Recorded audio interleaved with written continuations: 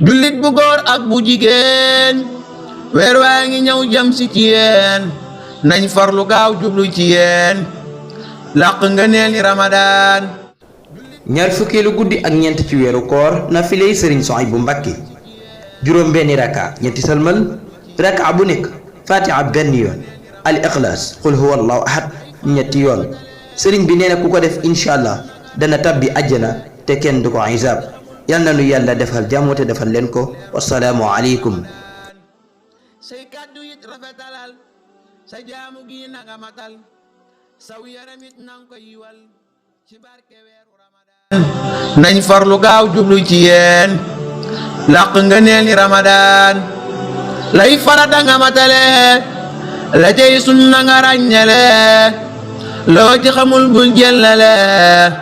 leerlul ci weer wi Ramadan say kàddu it rafetalal sa jaamu gi nanga matal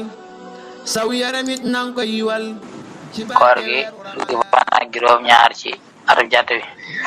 Touba ñu ngi jàpp 5h17 dog 19h28 Dakar ñu ngi jàpp 5h23 di dog 19h34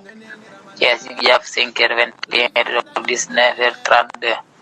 Kaolack ñu ngi jàpp 5h19 di dog 19h30 Fatick ñu ngi jàpp 5h19 dog 19h30 Ziguinchor ñu ngi jàpp 5h30 dog 19h30 Kolda ñu ngi jàpp 5h12 dog 19h23 Matam ñu ngi jàpp 5h12 dog 19h23 Tamba ñu ngi jàpp 5h9 di dog 19h20